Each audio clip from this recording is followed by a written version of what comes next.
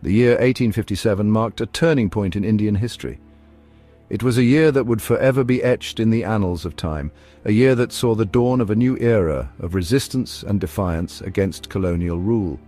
It witnessed a widespread uprising against British rule, often referred to as the Sepoy Mutiny or the First War of Indian Independence.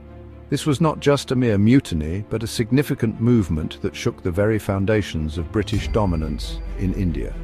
This revolt, while ultimately suppressed, was a significant event that exposed the growing discontent among Indians under colonial rule. It was a manifestation of the deep-seated anger and frustration that had been brewing for years. The British East India Company, with its insatiable appetite for expansion and control, had been steadily encroaching upon Indian land, resources and sovereignty for over a century. Their policies were designed to benefit the British economy at the expense of Indian welfare. Indians from all walks of life, peasants, artisans, soldiers and even some rulers, felt the sting of British policies. The economic exploitation, heavy taxation, and disregard for local customs and traditions created a fertile ground for rebellion. The annexation of states like Awadh, which was done under the pretext of mismanagement, further fueled the anger. The local rulers and their subjects saw this as a blatant act of betrayal and greed. The introduction of the controversial Enfield rifle cartridges, greased with animal fat, which was offensive to both Hindu and Muslim soldiers, acted as the spark that ignited the flames of rebellion. This was seen as a direct attack on their religious beliefs, and the systematic dismantling of traditional Indian industries fueled the flames of rebellion. The British policies were aimed at deindustrializing India to make it a market for British goods, leading to widespread unemployment and poverty. This was not just a spontaneous outburst of anger. It was a culmination of years of simmering resentment against British policies that were perceived as exploitative and unjust. The people of India had reached a breaking point. The seeds of discontent, sown by decades of British misrule, had finally borne fruit. The oppressive policies, economic exploitation, and cultural insensitivity had created a volatile situation. The East India Company, blinded by its own sense of superiority, failed to anticipate the scale and intensity of the uprising. They underestimated the resolve and unity of the Indian people. What began as a mutiny among sepoys in Meerut quickly spread like wildfire across northern and central India. The rebellion transcended regional and social boundaries, uniting people in a common cause. From the bustling streets of Delhi to the rural heartland of Awadh, Indians rose up in arms to challenge the might of the British Empire. The rebellion saw fierce battles and acts of bravery that would be remembered for generations. While the rebellion was eventually crushed with brutal force, it left an indelible mark on the Indian psyche. The British response was ruthless, but it only served to strengthen the resolve of the Indian people. The events of 1857 served as a stark reminder of the human cost of oppression and the importance of freedom. The sacrifices made during this period would inspire future generations to continue the fight for independence. It shattered the myth of British invincibility and ignited a nascent sense of nationalism among Indians. The idea that the British could be challenged and defeated took root in the collective consciousness of the nation. The spirit of resistance, once awakened, would not be easily extinguished. The rebellion of 1857 was the beginning of a long journey towards self-determination and sovereignty. It laid the foundation for the long and arduous struggle for independence that lay ahead. The legacy of the rebellion would continue to inspire and guide the Indian freedom movement for decades to come. The revolt of 1857 was a watershed moment in India's struggle against British rule. It was not just a mere mutiny, but a significant uprising that shook the very foundations of British colonialism in India. Although it ultimately failed to achieve its immediate objective of overthrowing the British, the revolt left an indelible mark on the Indian psyche and the British administration. It had profound and far-reaching consequences, altering the course of Indian history and setting the stage for future struggles for independence. The uprising, which began with a mutiny by sepoys of the British East India Company's army, was a reaction to years of exploitation and disrespect. It quickly spread to different parts of northern and central India, engulfing regions in a wave of resistance. It was a spontaneous and widespread rebellion involving people from various walks of life, united in their desire to end British domination. The revolt was fueled by a complex interplay of religious, economic and political grievances against British policies. The British had systematically undermined traditional Indian society, leading to widespread discontent. The introduction of the Enfield rifle, a seemingly minor change in military equipment, with its cartridges rumoured to be greased with animal fat, was perceived as a direct threat to the religious beliefs of the sepoys. This proved to be the spark that ignited the rebellion, turning simmering discontent into a full-blown uprising. This was seen as a direct assault on the religious sensibilities of both Hindu and Muslim sepoys, who had long been wary of British intentions. They saw it as a ploy to defile their religions and force them to convert to Christianity, further fueling their anger and resolve. The sepoys' mutiny resonated with the wider Indian population, who had their own reasons to resent British rule.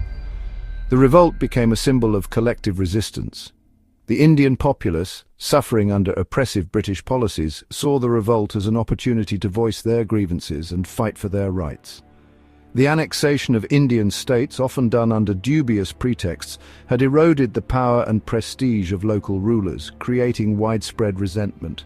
The systematic destruction of traditional industries, which had once been the backbone of the Indian economy, led to economic decline and hardship for many. The imposition of heavy taxes further exacerbated the situation, pushing peasants and artisans into deeper poverty and despair. The revolt saw the emergence of iconic leaders like Rani Lakshmibai of Jhansi, who became a symbol of bravery and resistance. Nana Sahib and Tatya Tope, who played crucial roles in leading the rebellion and inspiring the masses. These leaders came to symbolize the spirit of resistance against British rule, rallying people from diverse backgrounds to the cause. These leaders, though from different backgrounds and with varying motivations, united under the banner of rebellion, showcasing the unity and diversity of the Indian resistance. While the revolt was eventually suppressed by the British, it forced them to rethink their policies in India, realizing the depth of Indian discontent.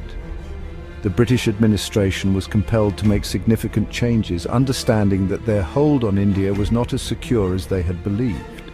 The East India Company was dissolved, marking the end of an era of corporate colonialism. Direct British Crown rule was established, leading to a new phase in the colonial administration of India. The 1857 uprising was a testament to the courage and resilience of the Indian people in the face of oppression. It demonstrated their willingness to fight for their rights and their homeland. It marked the beginning of the end of company rule and laid the groundwork for the emergence of a new era of Indian nationalism, inspiring future generations to continue the struggle for independence. The crushing of the 1857 revolt marked a turning point in the relationship between Britain and India. The revolt, also known as the First War of Indian Independence, was a significant uprising against the British East India Company's rule. Though it was ultimately unsuccessful, it left a lasting impact on both the colonizers and the colonized. The violence of the uprising shocked the British public and forced a reassessment of colonial policies. Newspapers and public opinion in Britain were filled with horror stories and calls for a more direct and stringent control over the Indian territories. This led to a significant shift in how the British viewed their role in India. The British government took direct control of India, ending the East India Company's reign. This transition marked the beginning of the British Raj, a period of direct British governance that would last until India's independence in 1947.